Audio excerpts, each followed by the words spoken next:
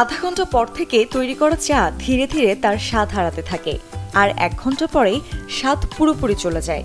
চায়ে থাকা ট্যানিন এবং ক্যাফেইন অক্সিডাইজ হতে শুরু করে, যা শরীরের জন্য ভীষণ ক্ষতিকর।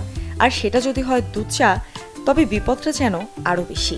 ফেলে রাখা দুধ থেকে তৈরি হতে পারে বিভিন্ন প্রকার ব্যাকটেরিয়া, যা ক্ষতি করতে পারে শরীরের। চায়ের মতো কফিতেও থাকে প্রচুর পরিমাণে ক্যাফেইন এবং অ্যান্টিঅক্সিডেন্ট। সময়ের সাথে সাথে তা অক্সিডাইজ হতে শুরু করে। 1 কাপ ব্ল্যাক কফি 1 থেকে 2 ঘন্টা পর্যন্ত টাটকা থাকে। এরপর স্বাদ, গন্ধ, পুষ্টিতে আসে পরিবর্তন। অন্যদিকে দুধ মেশানো কফি ঠিকঠাক থাকে মাত্র 30 থেকে 40 মিনিট। এরপর ধীরে ধীরে দুধে জমতে থাকে ব্যাকটেরিয়া। বিশেষ করে গরমের সময় এটা আরও দ্রুত ঘটে, ফলে তা নষ্ট হয়ে যেতে পারে আরও দ্রুত। অনেকেই অপচয় ঠেকাতে কিংবা পরে খাবেন এই ভেবে চা কফির জায়গা করেন ফ্রিজে। তবে দুধ মিশ্রিত যে কোনো খাবার দ্রুত পচনশীল বা দ্রুত ক্ষতিকর হয়ে উঠতে পারে, ফলে দুধ চা ফ্রিজে রাখলেও খুব একটা বেশি উপকার হবে না। তবে গ্রিন টি বা হার্বাল টি বেশ কিছুক্ষণ ফ্রিজে রেখে খাওয়া যেতে পারে, সেটা 6 ঘন্টার বেশি নয়।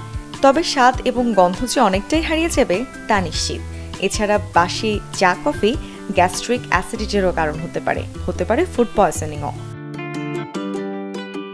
তাই সাবধান থাকতে চা কিংবা কফি গরম অবস্থায় পান করাই সবচেয়ে ভালো। মুর্ছনৈশী, চ্যানেল 24।